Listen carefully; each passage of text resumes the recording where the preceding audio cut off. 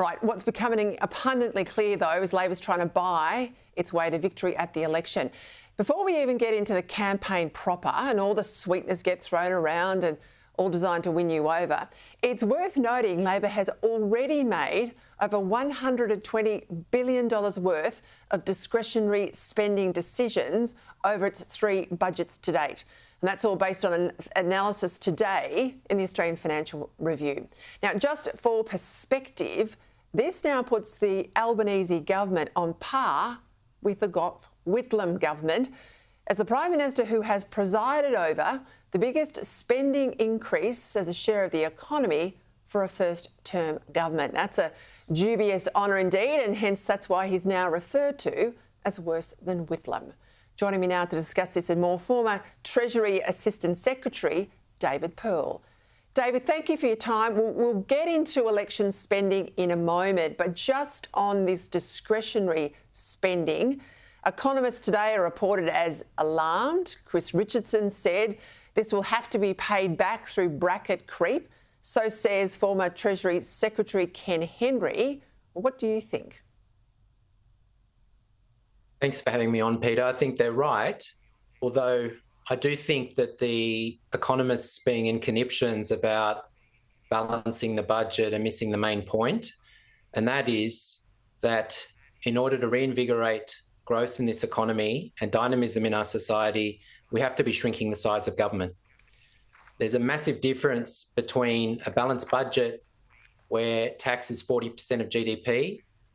We're effectively Belgium, stagnant, declining, or a balanced budget with a much smaller government footprint. So yes, Chris Richardson always comes out with his calls for the balanced budget, but I think what Ken Henry, who I have a great deal of respect for, although I disagree with him on climate change, what Ken's driving at is we need to control spending and we need to ease crushing personal income tax burdens.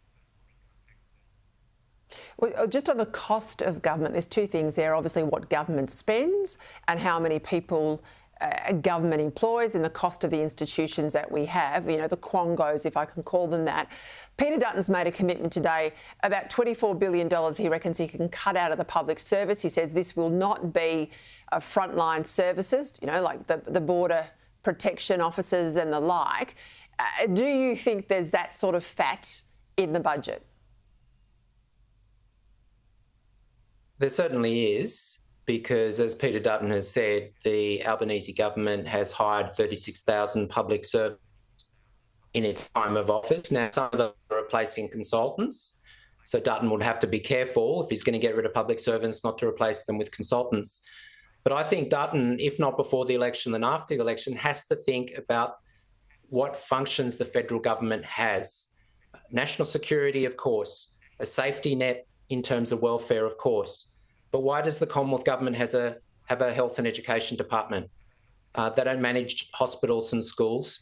So I do think that if we're going to reduce the size of government, if we're going to create fiscal headroom for lower income tax burdens, we need to think carefully about what functions the federal government has, and also be a lot tougher on recruitment as well.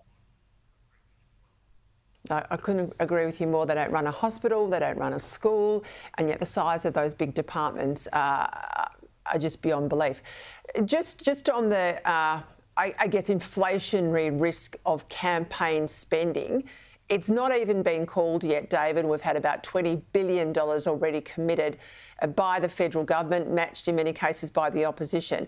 What's that likely to do with inflation if we assume, getting into the campaign, that drunken sailor spending keeps going?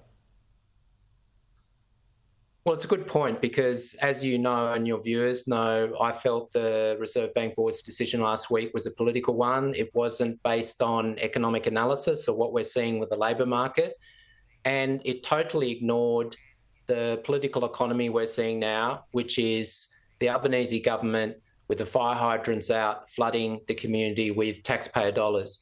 Whenever Anthony Albanese talks about investment, there should be a subtitle saying, this is taxpayer dollars, either from your bracket creep or from the taxes your kids are going to be paying in the future. I do think it's disgraceful, the misuse of language. So yes, Michelle Bullock should have kept in mind not only the labour market, which is actually strengthening, not weakening, and the fact that inflation is still above target, but this flood of election era spending. We'll watch it all closely. Thank you, David. I'll be talking to you in the campaign. Don't you worry. Thanks for your time.